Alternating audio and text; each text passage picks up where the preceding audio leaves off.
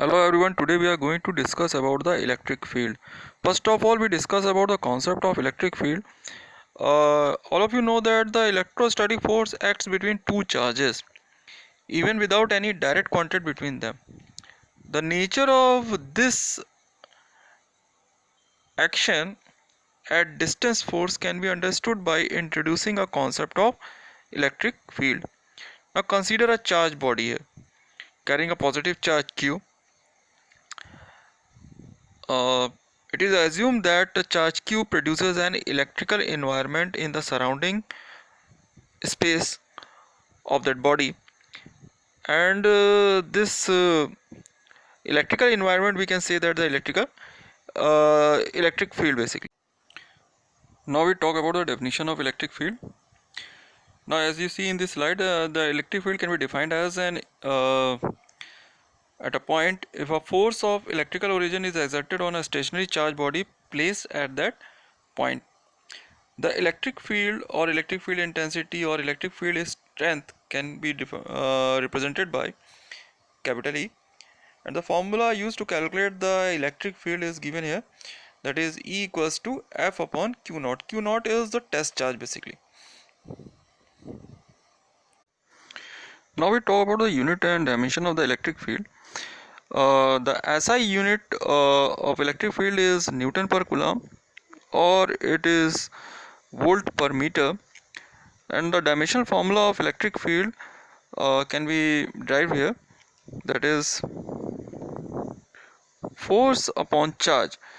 The dimensional formula for force is ml t minus 2 and the charge a into t. So the final dimensional formula for electric field is given by ml t minus 3 a raised to the power minus 1. Now we are going to calculate electric field due to a point charge. As shown in figure here, we are going to consider a point charge Q placed at origin O.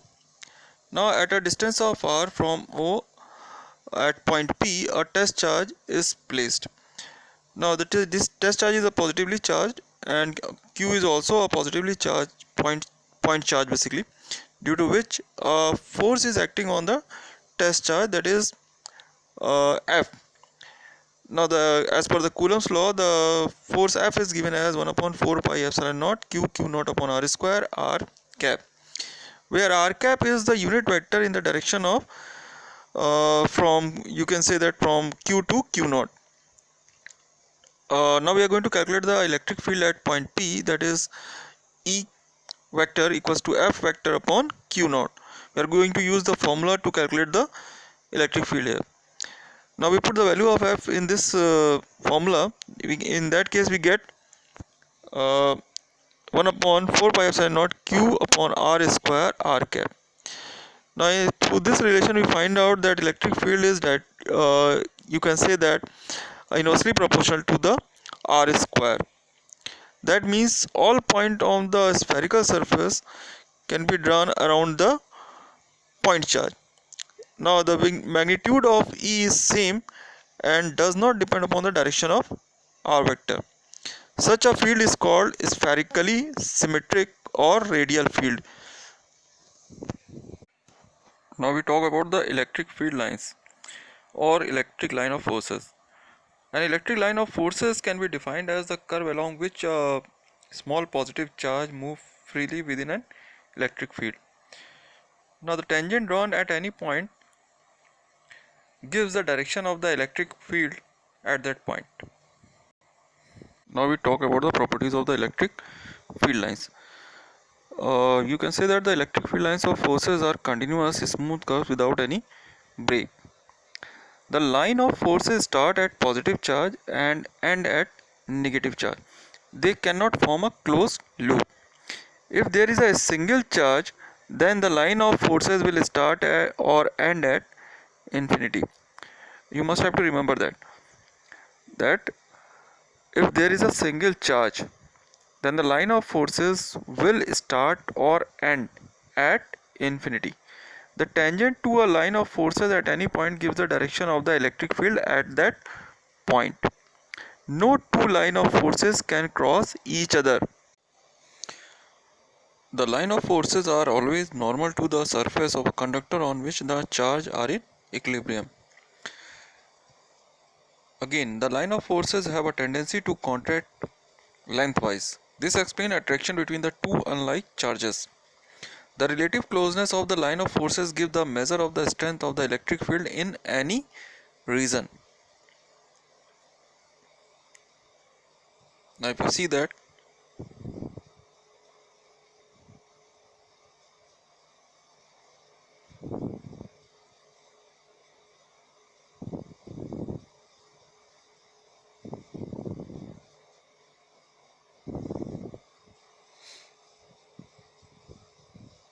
now here we are going to discuss about the electric field lines for different charge conductor.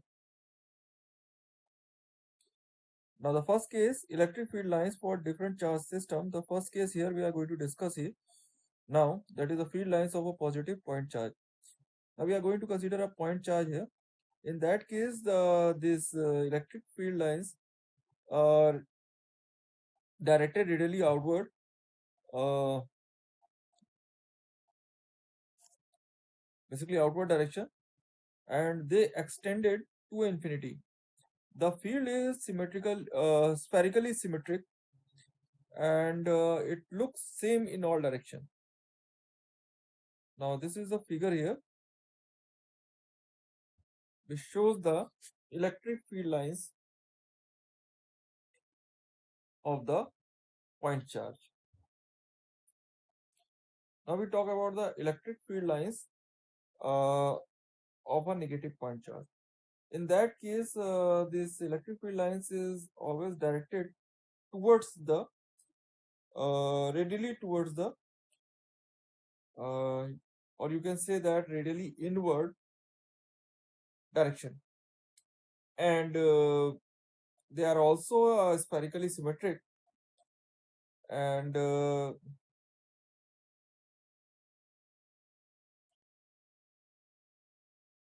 now we talk about the field lines of two equal and opposite point charges. Now in this case, if you see this in the figure, the electric field lines directed from positive to negative charge, and these electric field lines are cylindrically symmetric about the axis of the dipole.